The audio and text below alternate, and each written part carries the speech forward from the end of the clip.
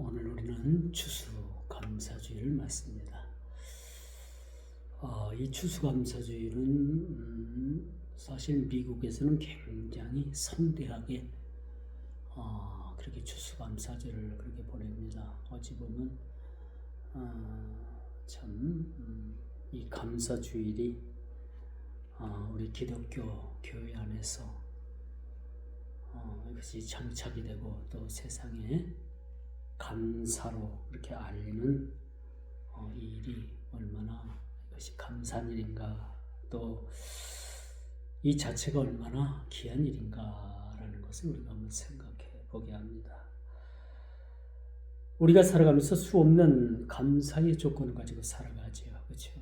때로는 우리가 어려운 일 만나고 또 힘든 일 만나면은, 그렇지만 그런 상황에서도 하나님 앞에 감사할 수 있다는 것 자체가 참 감사라고 좀 말씀드릴 수가 있겠어요.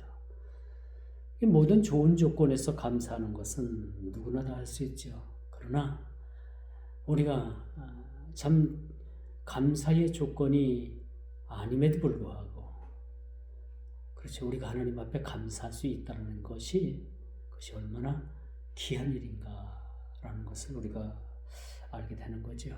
이 많은 세상 사람들은 감사하기보다는 원망하고 불평하는데 아주 그 입이 아주 익숙한 그런 사람들이 많이 있습니다. 그래서 우리 그리스도인들의 감사의 삶은 모든 것이 하나님의 은혜로부터 그렇게 출발을 하죠. 또 감사의 삶을 살아가는 그 자체는 우리가 참 감사를 우리가 깨닫기 때문인 거죠. 이 뭐가 감사한가? 무조건 감사하다. 그것도 맞아요. 근데 우리가 살아가면서 뭘 가지고 하나님 앞에 감사할까? 무엇 때문에 하나님께 감사한 것인가?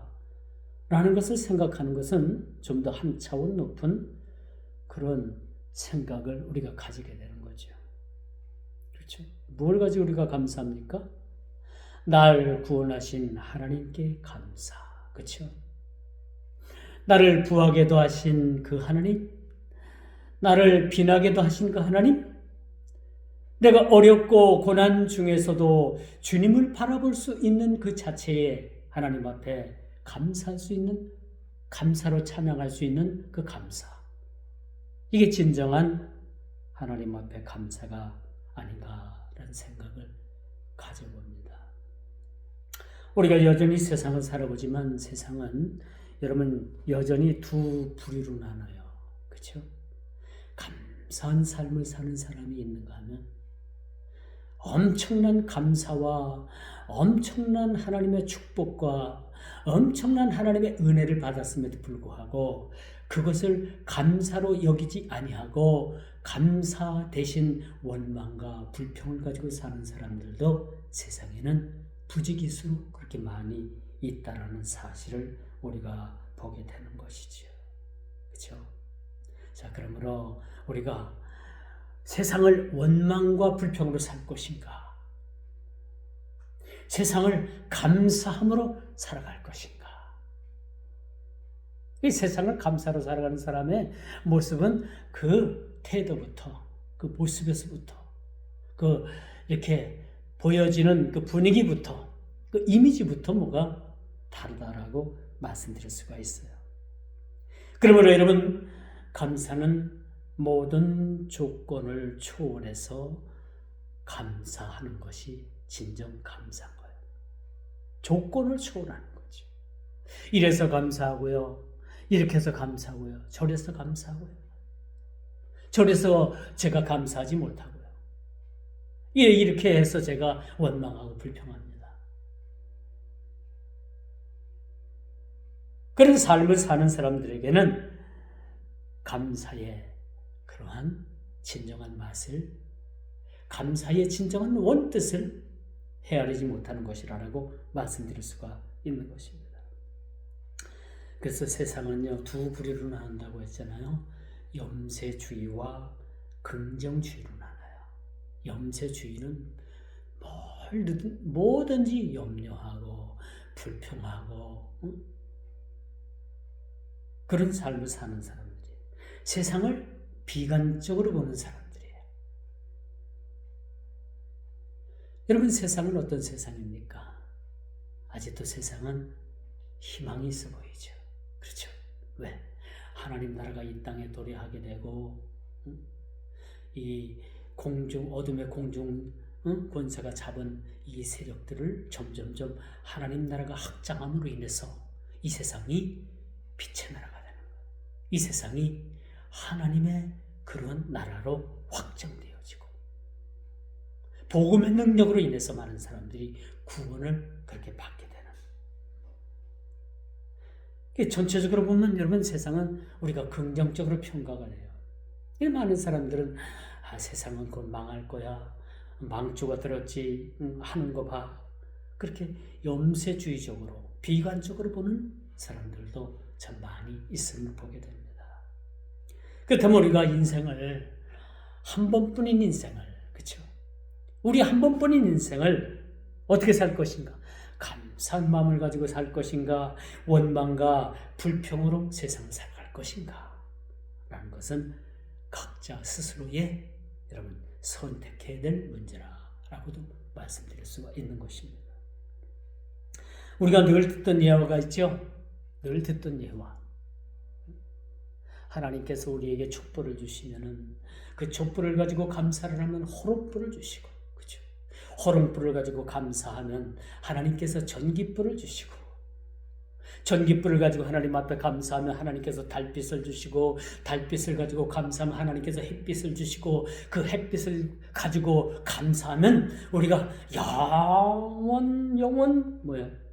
영원한 그런 광면 천국인 하나님께서 천국을 우리에게 주시는 거예요.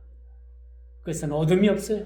그 천국에는 오로지 하나님의 영광의 빛만 드러나는 영원한 천국을 우리에게 주신다는 사실을 우리는 너무나도 잘 알고 있는 것이죠.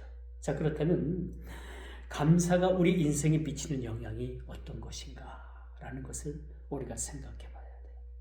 똑같은 조건을 가지고 여러분 감사하는 사람이 있고요, 똑같은 조건을 가지고 원망과 불평을 가지고 세상을 사는 사람들이 있습니다. 여러분들은 어디에 속해요? 어디에 속합니까? 똑같은 조건이라도 어떤 이들은 감사한 마음을 가지고 살고, 어떤 사람은 원망과 불평을 가지고 살다가 이 세상 그렇게 하직하는 분들도 많이 있습니다. 여러분, 이처럼 원망과 불평으로 사는 사람들의 조건, 또 감사함으로 사는 사람들의 삶의 조건, 이 삶의 방향이 틀려져요. 우리가 인생을 살아가면서 한 가지 방향을 놓고 우리가 세상을 살아가잖아요. 우리 방향은 어디예요? 우리 방향은 십자가. 우리의 방향인 인생의 방향은 주님이에요. 주님 계신 곳으로 우리가 그 방향을 향해서 우리가 살아갑니다. 자, 이제 방향을 잡은 우리들은 뭐야? 어떤 목적을 가지고 세상을 살아갈 것인가? 어떤 목적을 가지고? 웨스트민스터 그 신앙고백 대소요리 문답 제1문에 보니까 인생을 사는 목적이 뭐냐? 인생을 사는 목적. 인생을 사는 목적이 뭐야? 어떤 사람은 만난 거 먹기 위해서 산다. 그런 얘기도 하고. 먹기 위해서 살아. 여러 가지 목적이 있겠죠. 그러나 우리 한 가지 방향을 정한 우리 성도들의 삶은 어떤 목적이 있어야 돼요? 감사의 목적입니다. 어떤 일이든지 우리가 감사를 가지고 살아가는 목적을 우리가 지금도 수행하게 되는 거예요. 그리고 이런 목적과 방향과 목적을 가지고 사는 사람들의 결과가 어떻게 나타나느냐? 그 삶에 감사의 열매가 그렇게 많이 맺어지게 됩니다.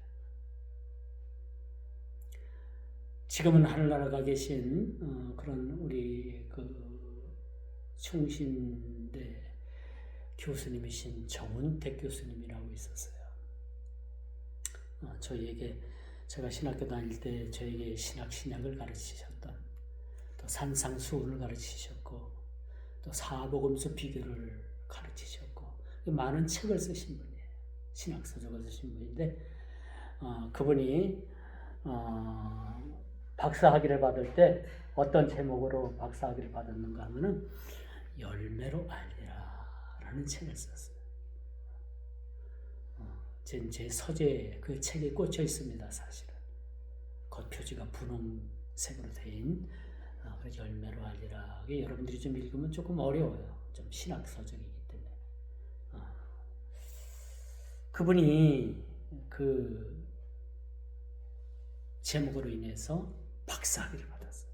신학 박사학위를 네덜란드, 우리나라가 아닌 네덜란드 캄펀 신학교라고 아주 유명한, 지금은 이제 자유주의가 돼가지고 신학교가 많이 변질이 됐지만, 옛날 그때 당시만 해도 네덜란드의 캄펀 신학교 하면 아주 알아주는 그런 개혁주의, 보수주의 신학교 있다는 거예요.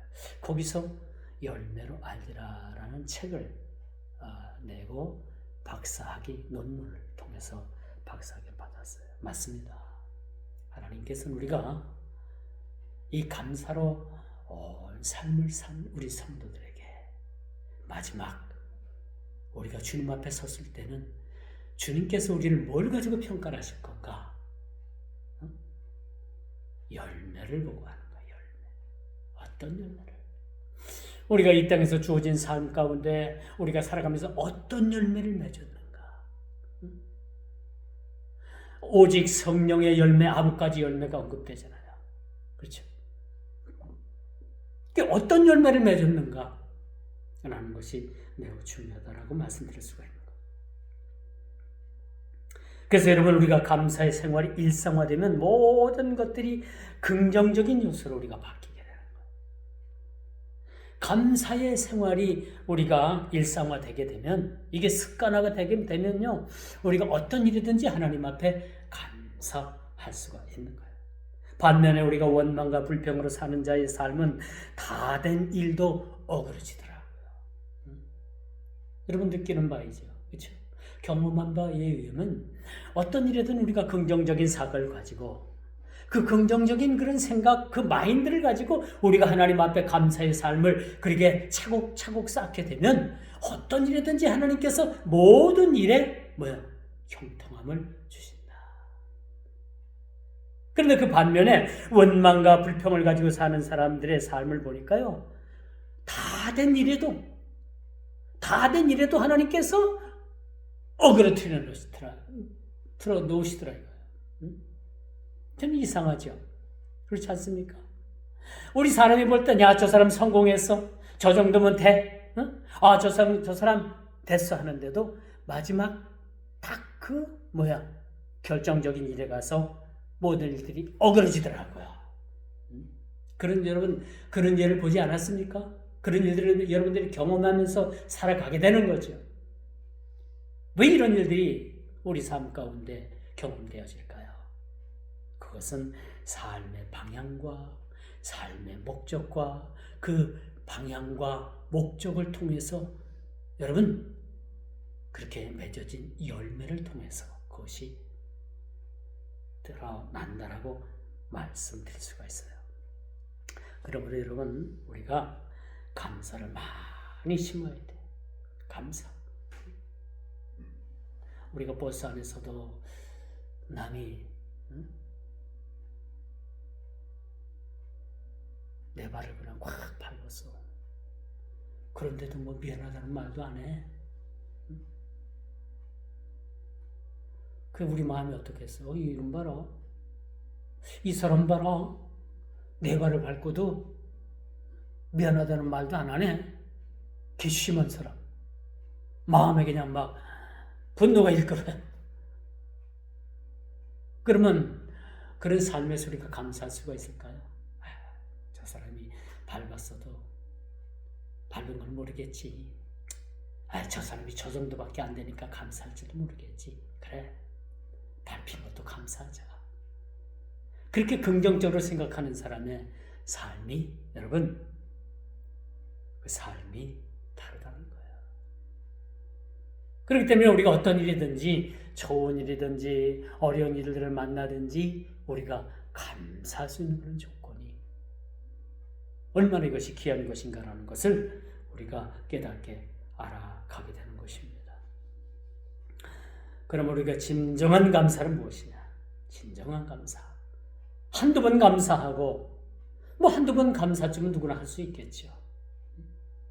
그래 우리가 이 감사의 생활화, 이런 감사의 생활을 할 수 있다는 것은 진정한 감사로 우리가 열매를 맺어가는 일이라고 볼 수가 있는 것이죠. 그러면 우리가 기쁠 때나 슬플 때나 우리가 늘 하나님 앞에 감사하는 거예요.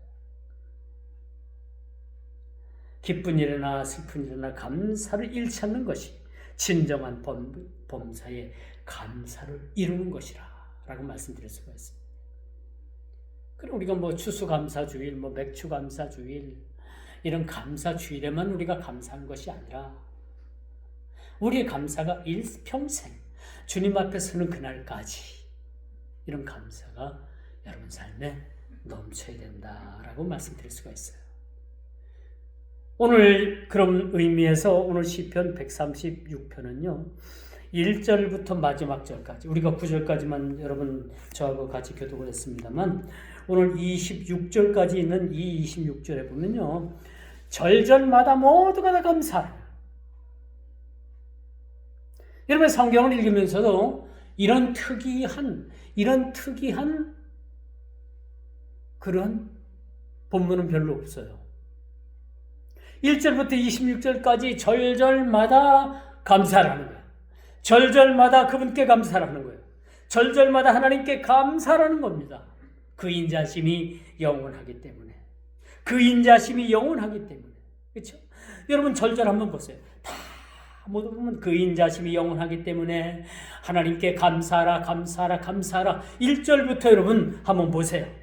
그 인자심이 빠졌나? 그 대상이신 하나님의 인자심이 빠지질 않았어요. 그분께 감사라는 거예요. 너무나 특이한 본문이에요, 여러분들. 136편 기억해주면 좋아요. 136편. 또 좋아하는 시편 50편, 23편, 23절도 참 제가 좋아하는 구절입니다. 감사로 제사를 드리는 자. 이제 마지막 제가 결론을 지면서 그 말씀을 제가 여러분들에게 전할 텐데. 구구절절히 하나님께 감사할 수 있는 조건이 뭔가? 누구에게 감사를 해야 되는가? 또 감사의 목적이 무엇인가? 감사의 그런 결과가 어떻게 나타나는가라는 것을 우리에게 아주 의미심장한 말씀으로 우리에게 가르쳐주고 있다라고 말씀드릴 수가 있어요. 데살로니가전서 5장 18절에 보니까 범사에 감사라. 이는 그리스도와 예수 안에서 너희를 향하신 하나님의 뜻이라는 거예요. 감사가 무슨 뜻이라고요? 우리를 향하신 하나님의 뜻이래요. 감사가. 그리고 모든 상황과 환경에서라는 의미가 나오죠. 성도는 이미 영원한 천국을 소유했으므로 모든 상황에 있어서 모든 일들을 합력하여 이루시는 하나님께 감사할 수가 있는 겁니다. 제가 초대도 말씀을 드렸잖아요. 뭘 가지고 감사할까? 날 구원하신 하나님께 우리가 감사한 거예요. 그렇죠? 기쁨과 감사를 주고 고통과 여러분 환난 가운데서도 우리에게 희망을 주신 그 주님께 우리가 감사를 하는 거예요. 감사의 목적이 왜 감사하는가? 날 구원하신 하나님께 우리가 감사를 하는 거예요. 그 첫째가 바로 그겁니다. 그러므로 우리가 오직 모든 일에 기도와 간구로 너희 구할 것을 감사함으로 하나님께 아뢰라. 감사함으로 하나님께 아뢰라. 감사. 여러분 기쁨이 변하여 슬픔이 되는 일은 없습니다. 기쁨이 변해서 슬픔이 되는 일은 없어요. 그런데 슬픔이 변해서 기쁨이 되는 것은 100%입니다. 그렇죠? 성경은 기쁨이 변해서 슬픔이 된다고 얘기하지 않았어요. 성경은 슬픔이 변하여 기쁨이 된다는 거예요. 이게 다 무엇을 바탕으로 이렇게 변화가 된다는 얘기입니까? 감사를 통해서 이렇게 변화가 된다고 말씀드릴 수가 있는 것. 감사할 수 있다는 것, 그리고 이를 실천한 결과는 매우 중요한 열매로 나타난다. 감사합니다. 입술의 열매를 맺잖아요. 어떤 상황에서 감사의 조건을 우리가 가지고 살아갈 때 그 조건을 통해서 하나님께서 열매를 맺게 해주시는 거예요. 여러분, 이 강단 앞에도 많은 열매들이 있습니다. 그렇죠? 이 열매가 맺어지기까지 농부의 땀도 있었지만 결과적으로 하나님께서 열매를 맺게 해주신 그 마지막 상황, 마지막 그 결과, 그 농부의 마음이 어떻겠어요? 감사함으로 그 열매를, 그 소출을 그렇게 거둘 수 있었다는 것을 보게 됩니다. 여러분, 가을이 돼서 여러분 추수할 곡식을 거두게 되는 농부의 마음이 지금까지 제가 볼 정도로, 지금까지 제가 생각하는 바에 의하면은 그 농부의 얼굴이 찌그러진 적이 한 번도 없어요.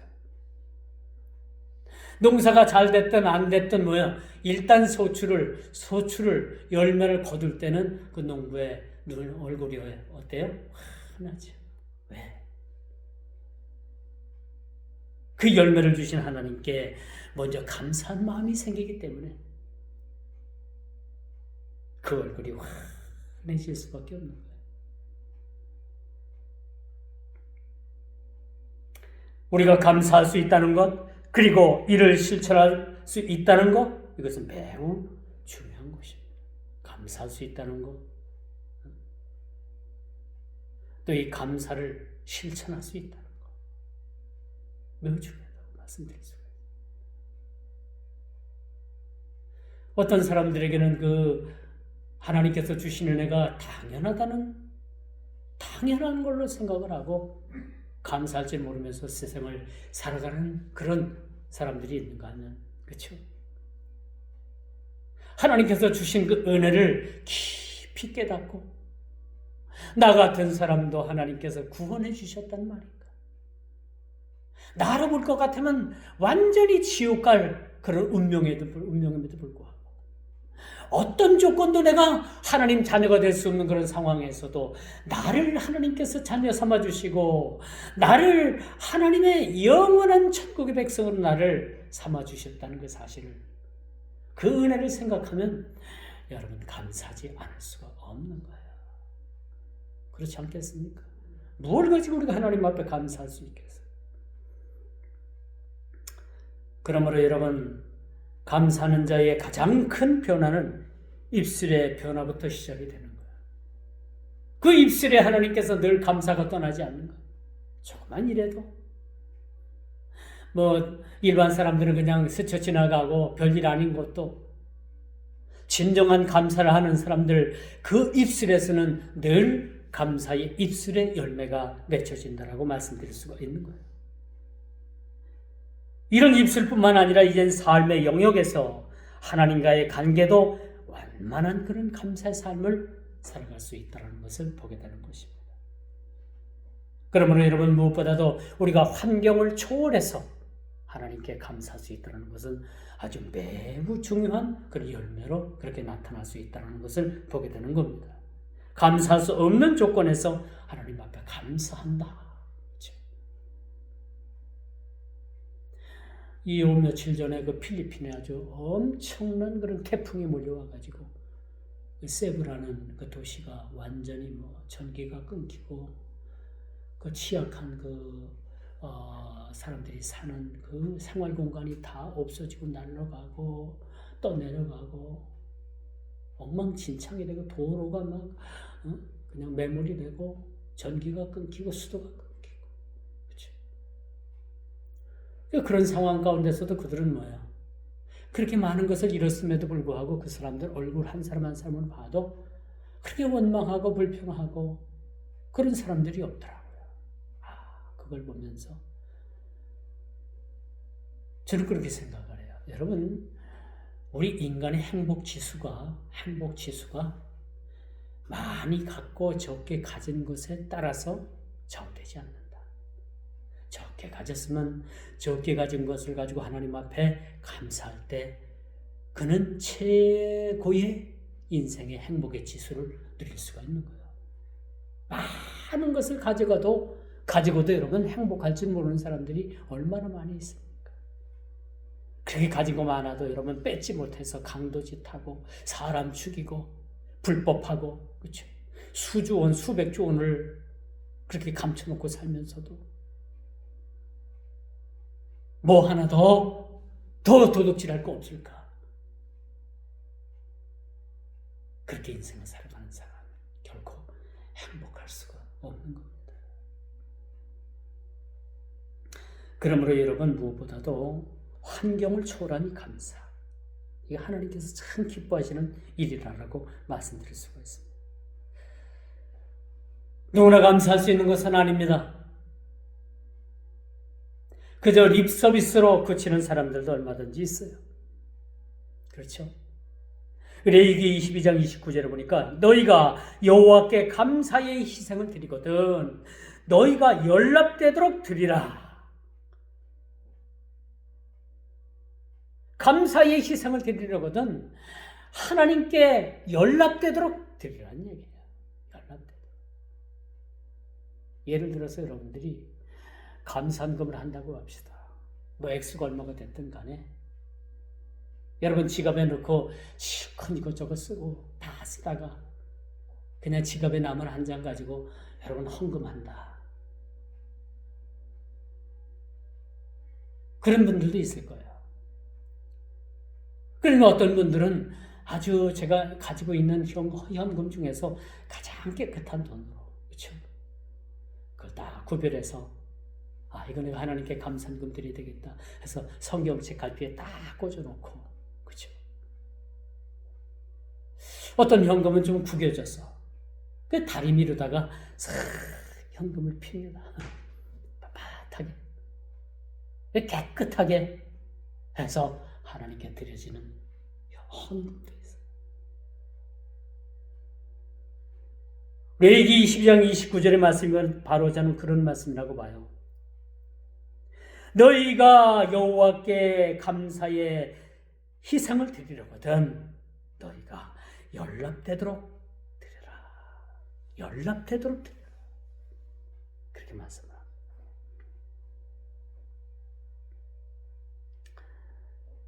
전에는 현금이 좀 구겨지고 했으면 좀 다리 밀어 달했는데 요즘은 그렇게까지 못하고 현금에서 그래도 가장 깨끗한 그런 지폐를 골라가지고 이렇게 헌금을 하는 그런 마음들이 아직까지 있다라고 볼 수 있어요. 주 여호와께 연락되는 제물과 감사로 드리는 그런 예물. 하나님께서 받으시는 예물도 연락되는 제물이 있고 연락되지 못하는 제물이 있다. 그 연락되는 제물이 어떤 제물인가? 감사로 드리는 거예요. 감사. 감사한 마음으로 드립니까, 여러분? 여러분 지금 이 추수감사주일이 어때요? 여러분 헌금들도 다 준비하셨잖아요. 추수감사주일 헌금도 준비하셨는데 이 여러분 추수감사주일 헌금 준비하면서 어떤 마음으로 준비했어요? 어떤 마음으로 준비하셨습니까?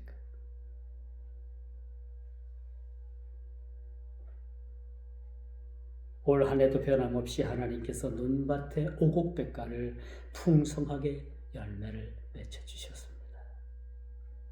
하나님께서는 결과적으로 열매를 통해서 풍성함을 드러내십니다. 그렇죠? 우리가 어떤 마음으로 드릴까? 하나님께서 기뻐하시는 제물이 어떤 제물일까? 천천의 강수나 수양의 기름이냐? 하나님께서 뭘 기뻐하실까?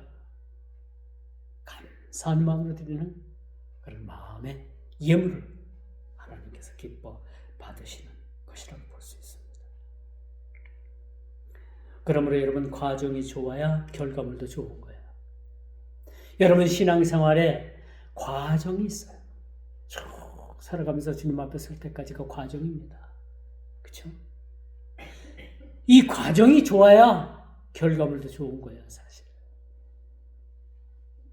하나님 눈에 보이지 않는다고 해가지고 적당히 세상 풍조를 따라 살아가고 세상을 따라 살아가고 그렇게 살아가면 여러분 하나님 앞에 가서는 이 모든 것이 다 우리의 생명록뿐만 아니라 그렇죠? 우리 행위록에서도 다 기록이 되는 거예요. 좋은 나무에서 좋은 열매를 맺습니다. 여러분 좋은 열매가 되기 위해서는 좋은 나무인 우리 예수님께 접붙임을 받아야 되는 거예요. 여러분 나쁜 나무에서 좋은 열매를 기대할 수가 없어요. 나쁜 나무는요 결과적으로 나쁜 열매밖에 맺지 못합니다.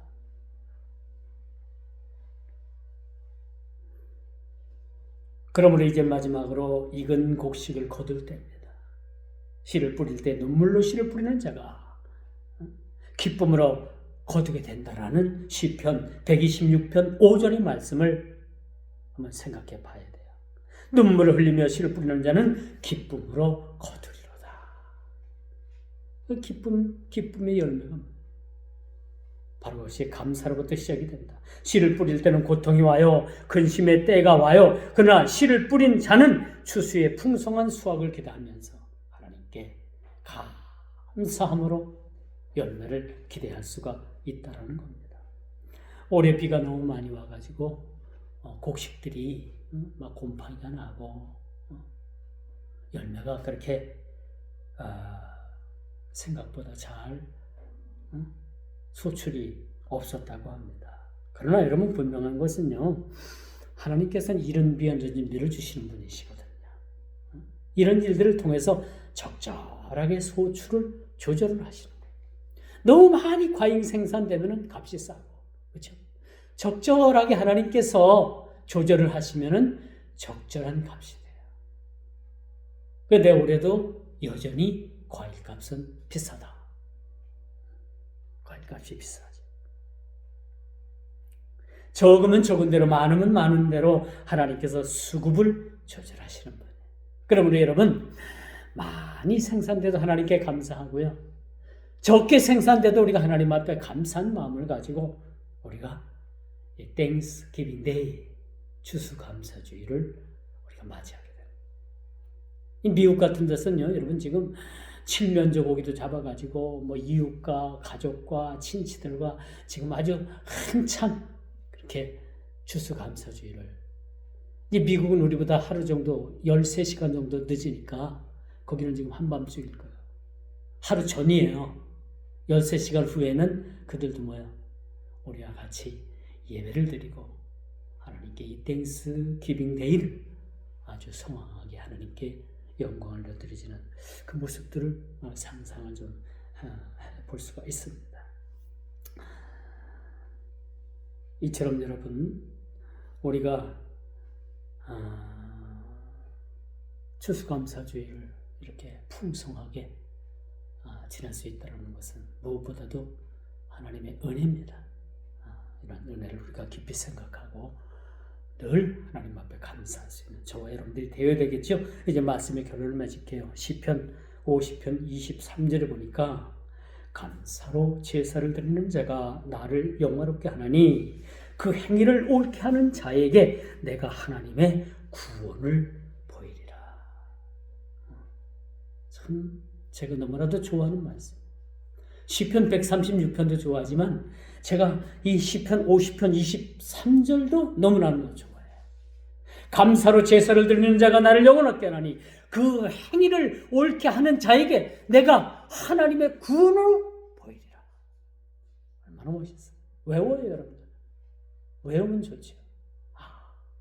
하나님께서 감사하는 자에게 구원을 베푸시는구나. 내 구원의 조건이 뭐예요? 감사예요, 감사. 날 구원하신 주님께 감사, 그렇죠? 이 주님께 감사로부터 시작되는 이 감사로부터 나에게 구원을 베푸신다는 겁니다. 감사는 인생의 삶의 방향을 바꿔줘요. 지옥 갈 인생이 천국 가고요. 그렇죠? 깡패같이 그렇게 못된 인생을 살았던 사람이 아주 어린 순한 양과 같은 그런 삶을 살아갈 수가 있는 겁니다. 사랑하는 성도 여러분 어떤 인생을 살아가겠습니까? 원망하고 불평하는 그런 삶을 살아가겠습니까? 날마다 모든 삶에 감사한 삶을 살아가겠습니까? 이런 감사의 삶은요, 우리 삶의 윤활유와 같은 거예요. 이 자동차의 엔진오일과 같은 거예요. 윤활유와 같은 거예요. 그런 인생 살아가기를 주님의 이름으로 축원하면서 말씀을 맺도록 하겠습니다.